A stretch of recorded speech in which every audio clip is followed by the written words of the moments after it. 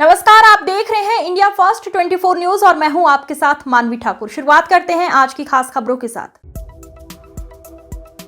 खाचरोद तहसील कार्यालय में सभी 130 ग्राम पंचायत सरपंचों की बैठक आयोजित की गई। बैठक में सीईओ एसडीएम गिरिराज शर्मा, नेहा साहू और जनपद के कई अधिकारी मौजूद रहे। सीईओ ने सरकार द्वारा लागू भावांतर योजना के बारे में जानकारी दी और बताया कि जिन ग्राम पंचायतों की स्थिति खराब है उन्हें भी भावांतर योजना में शामिल किया जाएगा। हालांकि कई ग्राम पंचायत सरपंचों ने इस योजना का विरोध किया। सरपंच प्रतिनिधियों ने कहा कि सरकार भावांतर के नाम पर ढोंग कर रही है। खाचरोद तहसील के अधिकांश गांवों में फसलें पूरी तरह नष्ट हो चुकी हैं। किसानों की मुश्किल से 30 से 40 किलो सोयाबीन हुई है। अब इसे बाजार में कौन बेचेगा? अगर योजना लागू करनी थी तो सर्वे कराकर उचित सहायता देनी चाहिए थी। सरकार केवल ढोंग न करे। ग्रामीणों का कहना है कि भावांतर योजना का सही और पारदर्शी क्रियान्वयन आवश्यक है, अन्यथा किसानों की समस्याओं का समाधान नहीं होगा।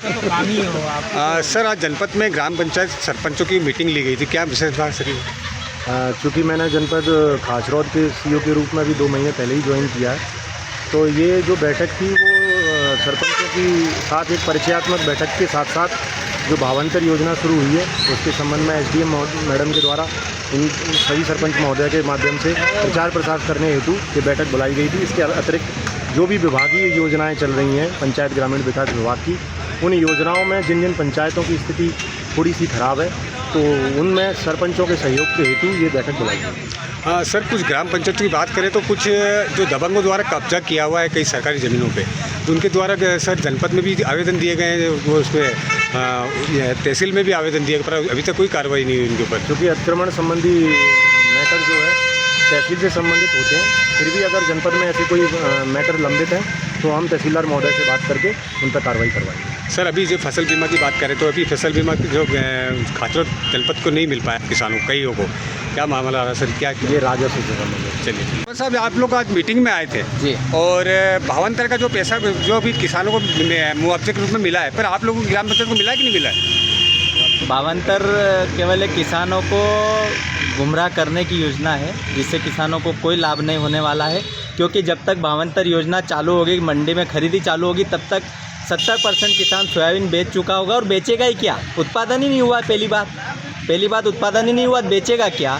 किसान खुद बोल रहे हैं, यहाँ तक कि कई दिनों से अनावरी रिपोर्ट भी आ गई है कि किसानों की सोयाबीन 30-40 किलो बीघे से अधिक हुआ ही नहीं है। तो अब सर्वप्रथम तो किसानों को मुआवजे की आवश्यकता थी और सरकार बोल रही है कि भावांतर योजना लागू करी, भावांतर के लिए स्वागत कीजिएगा। लेकिन अगर किसान के पास में सोयाबीन नहीं, भावांतर योजना का लाभ क्या है?